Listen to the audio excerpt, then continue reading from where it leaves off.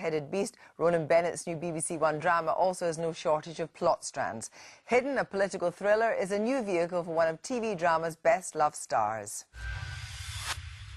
Few characters are as imprinted on the national psyche as life on Mars' misanthropic detective Gene Hunt. What about this? Now Philip Glenister, the actor who made the role his own, is starring in a new conspiracy thriller, Hidden, which has tempted him back to BBC One for the first time since Ashes to Ashes. Well, it was the writing and the story.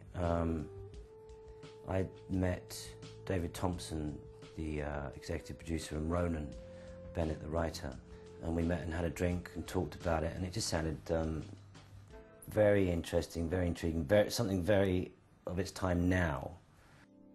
Harry Venn is a small-time solicitor with a penchant for women and a decidedly murky past. He comes face to face with his history when enigmatic lawyer Gina Hawkes, played by Dutch film star Thekla Rutten, asks for help in locating a witness.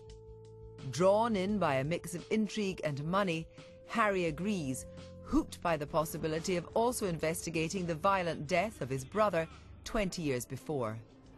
I saw, Harry. Paul Hillman. Yeah, there's just one problem, Stevie. Paul Hillman's dead. He has been for 20 years. My dad ID'd his body, same time he ID'd Miles. I think that the performance is reflected very much in the title and in that thing of having a number of skeletons in the old cupboard, and as I say, through his journey, we see points where we wonder, you know, what he's going to give away, what's going to be revealed, how he's going to cope with it. Set against a backdrop of political scandal and corruption, with London streets alive with the familiar sight of riots and protest, Harry sinks ever deeper into a hidden conspiracy he can't begin to understand.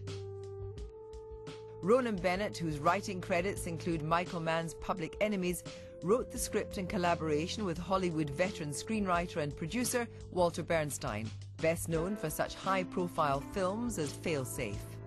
So will the plot twists, the femme fatale and dissolute hero be enough to grip viewers, and will Harry Venn shoulder Gene Hunt aside in the public imagination? As long as you understand, because actions have consequences. That's just the law of nature. We'll need to find out who killed Mark and why. Mark, I mean, Philip Glenister is now in the hands of a pretty well-established, brilliant writer. Does he relish the challenge, do you think, in the portrayal? Yeah, I think Philip Glenister is an incredibly generous actor, because I think what a lot of people do, particularly with teleacting, is try and make the script more interesting because by doing quirky things. And actually, Glenister's quite neutral, almost bland in the part, and he really just allows himself to be a vehicle for the story, and it's a really great story. We only saw part one, and I'm definitely going to tune in. There's all sorts of plot questions that I want the answer to. So at the beginning I thought, am I going to engage with this guy, because he's almost runs the risk of being bland, and I think that's an incredibly brave thing for an actor to do. I think he is brilliant. I think he gives it a sort of force field in the middle. I really did love it, but there are things about it that slightly annoy me. Certainly at the start, it's slightly sub-Chandler-esque in the writing, so and slightly knowing in that sense.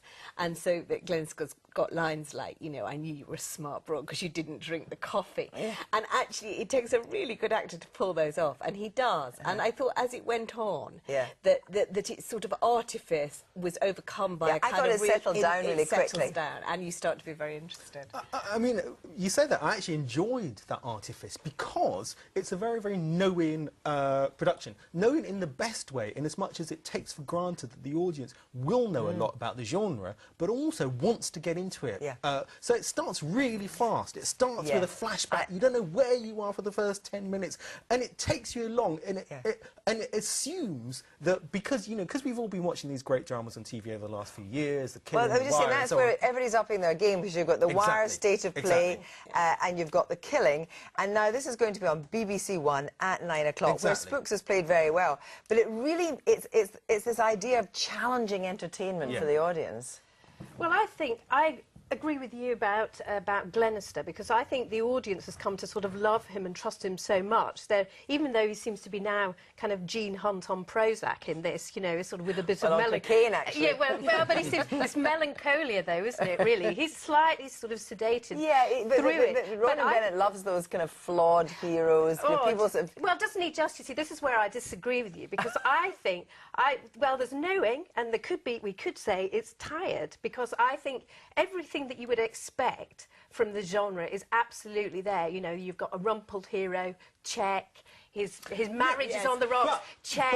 He's got a disaffected, and all that LA gumshoe. The question is what you do with that, though, and that's what's exciting to me, and that's one of the frustrations, good frustrations, of only seeing the first part. Yes, I agree. Because we don't know how. To see more. Because also there's a massive conspiracy thing going on. The Prime Minister's in trouble. There's I think it's beautifully directed and I did again think that the women were fantastic. Glenister's a sort of magnetic force field, but I like the fact that you've got this wonderful sort of glamorous, mysterious lawyer who comes in, again a bit Chandler-esque, but you've also got his wife who's not depicted as the traditional wife. You know, they're divorced, but they have a relationship that works. And then you know that Anna Chancellor's about to appear, and she's going to be involved in the conspiracy. And I thought, actually, in that sense, it had a richness that took me by surprise, and that rather undermined the idea that it was going to be genre and typical. But the idea of the overarching, or the underarching at the moment, political story, but also the riots as well, it didn't feel like it was shoehorned in any way. It felt like we are dealing with a contemporary drama. I mean, I thought the gritty glamour of London and that world was fantastic, and I thought it was wonderful. The only flaw for me was that political strand. Those characters, there's this coalition government, which isn't quite the same coalition government. There's some rights, which is quite that all felt a little bit more It's trying to be generic to me, It's in a trying bad to be way. state of play, I think, really.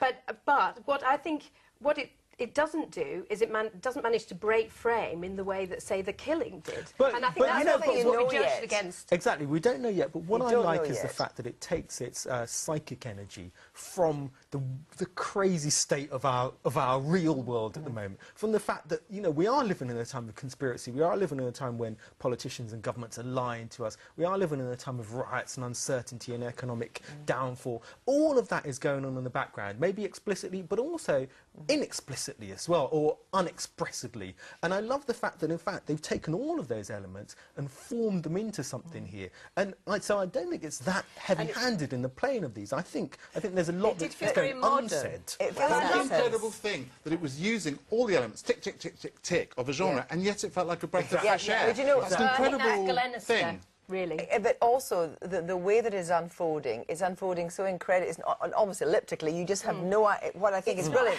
is not helping you in any way, and you just have to go with it. Yeah. But you know what happens, don't you?